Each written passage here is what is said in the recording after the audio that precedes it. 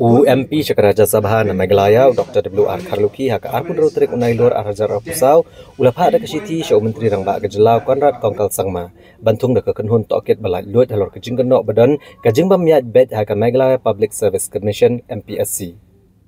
Habakrani kelat patai kubor nak liang Dr. W.R. Kharlukhi uliatu bagajing dawa bentung dak kenhun toket kelong namar bai Kurim Jongnga ikong korina lengdo ide kawai na prenggi dekat jong ke MPSC. Bat gajing syak kena bam tray hok ke MPSC kala penja buram ya ke yang kesem Jongnga. Halor kania Dr. W.R. Kharlukhi uliatu buladap benekran bai Kurim balada kekenhun toket kala gajing dan keti jong Kurim. Dr. W.R. Kharlukhi kum MP ukloi ban Hiar Shuki bat Kurim ilong ibakloi ban Chong along. Uliatu bakat kum ke hukum jong yang syari bahek do hakari ke Supreme Court la kedau ba prapunyo poinsan nak sispa kadai ke basyutho nak written examination bat kat ar poinsan nak sispa kadai ke personal interview. Bat kini ke hukum kami namar bagadan gijing lek thok hagajing terekam ke Assam Public Service Commission APSC. Bat habala toket bala syambu chairman ke APSC udan keti bat haduk menta udang dan along. Berhadian kania kamdan kawai pat ke commission hapo kari India ki banut baniat persya ek negarai jang ke Supreme Court.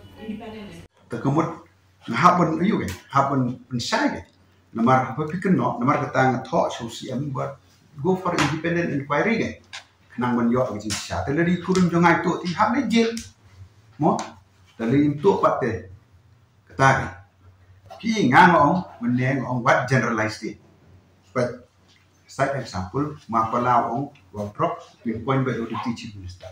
Talk about them day tip. Talk deputy chief minister la ag defamation case. Taladum day mapala to have six pack do. Taladum mapala to chief minister jail. Kumot day belong kum to. Day ben generalized.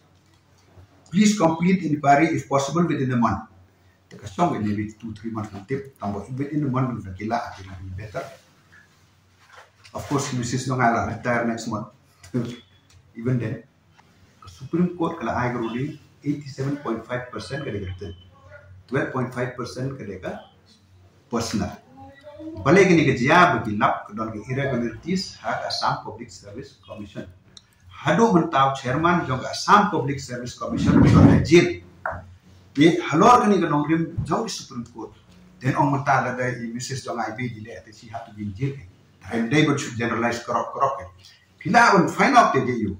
Kiba pass mo. Leit RTI MPSC happen IP. Tandai ban should generalize it ba obo corrupt. Nomar ni hang ni la supet ba no should generalize it. Not the point. So no commission in the whole of India will dare go against this decision of the Supreme Court. Of course, they have their point in which they said that as if the question was corruption and all this was mentioned. Okay. So you see another thing is what I've seen these days is that, every people are going everywhere, corruption.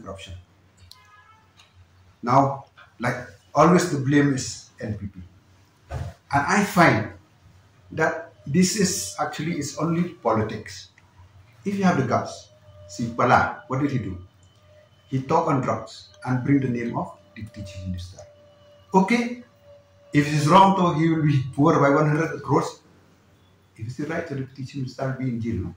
It should be like this. Don't generalize. You find out, you pinpoint. And I'll tell you,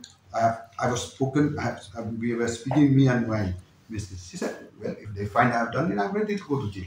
And if the independent inquiry mark this today, so that we put this question, if the independent inquiry find that my missus is involved today, next day I resign as member of parliament. You please put it in the paper so that people will know. So that they will know what type of substance, what type of man of substance I am. So this is what I want to bring to the press. I want that at least everything should be with facts, not based on hearsay.